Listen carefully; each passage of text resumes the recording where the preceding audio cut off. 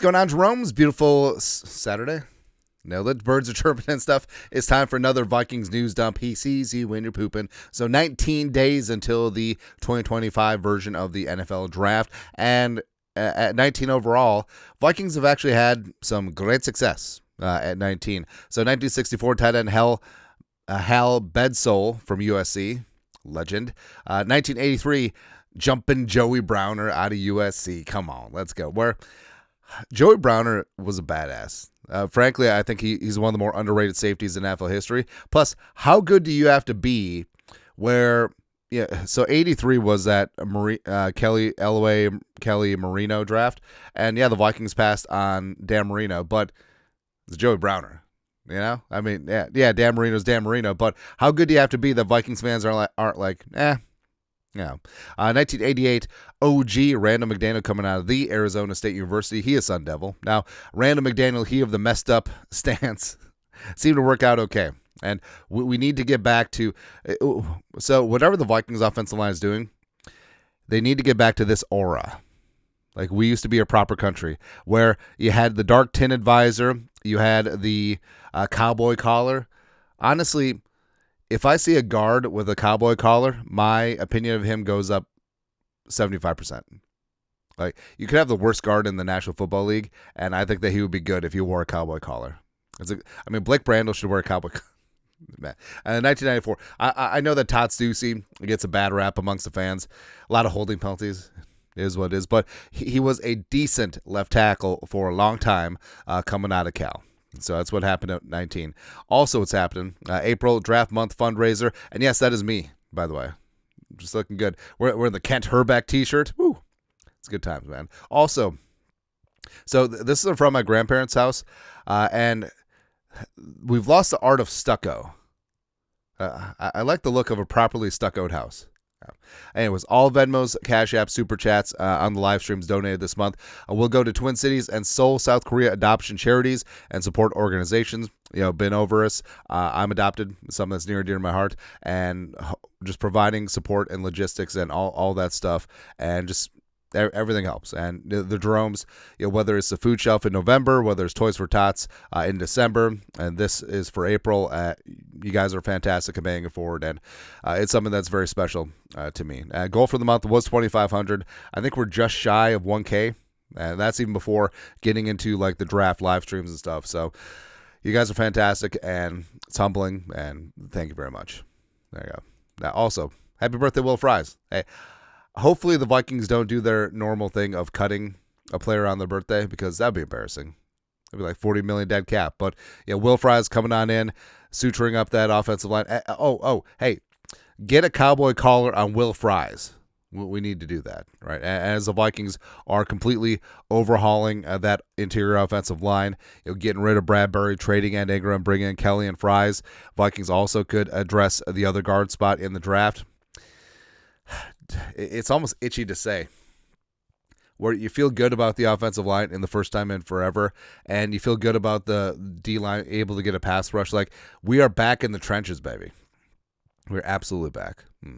Speaking of that interior offensive line, so Dalton Risner. Now, we had pontificated that, hey, maybe bring him back cheap and have him compete at left guard where he's played most of his career, but it sort of seems like that ship has sailed. Now, with Risner, it's been weird.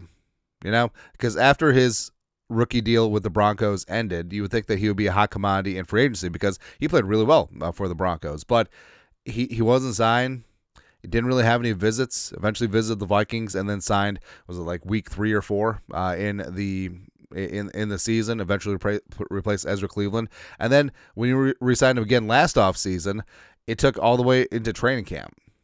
It's just weird, time after time. But on Malik Wright's doing a little Instagram live stream, Dalton Risner chimed in, would love to be a Bengal, and talk about blah, blah, blah. So basically, Dalton Risner's like, yeah, I'd love to be with the Bengals. And, well, if the Bengals are going to stay in Cincinnati, it's funny that their lease ends in 2026. Also, their lease is one of the more crooked leases in the team's direction in the league. It's kind of ridiculous. But Risner also did confirm in the comments that the Bengals haven't reached out yet. But frankly, the Bengals need every asset possible to protect Joe Burrow and try to get some pass protection going, because, I mean, they spent all the money on Chase and Higgins and Burrow, and Risner's probably not going to cost a lot, but sign him now.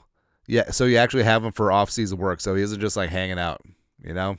Yeah. Speaking of addressing the offensive line, Greg Zabel, the pride of NDSU, Go Bison, is a name that's definitely been bandied about, and frankly, he's probably one of the players that's helped himself the most during the pre-draft process. You know, Maxwell Hairston, corner from Kentucky, up there as well. But Vikes fan page, according to Alec Lewis, he is under the belief that the Vikings like North Dakota interior offensive line Greg Zabel. He mentioned on KFan.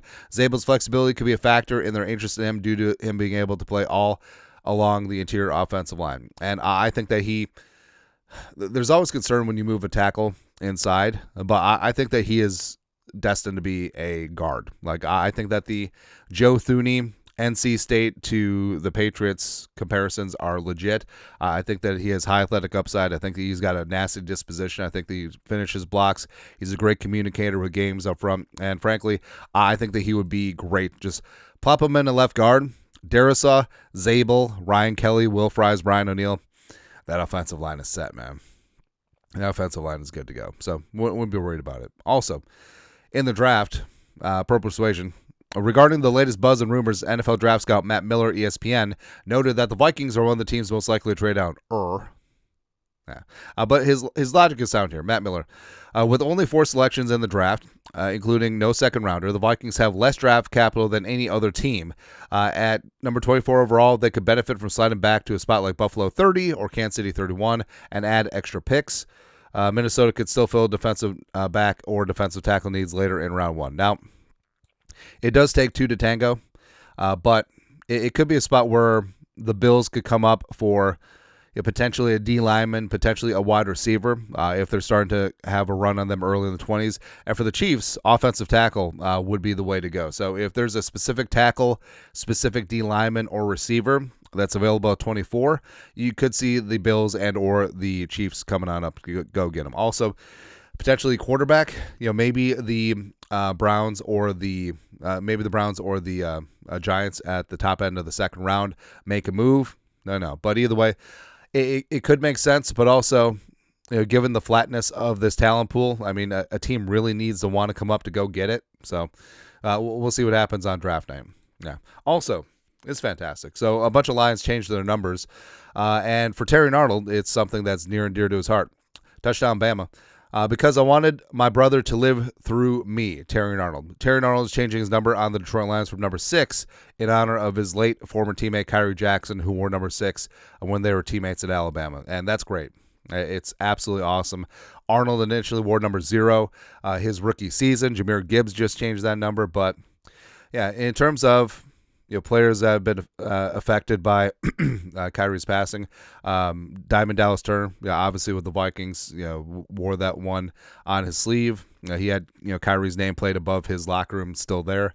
And Terry Arnold, even on the Lions, like he spoke very openly about tragedy of Kyrie passing and their relationship when they were at Bama. It's just tragic, but absolute 100% class move by Terry Arnold. Respect it there. Rest in power, Kyrie. Also, hard pivot to no pants for Trey Lance.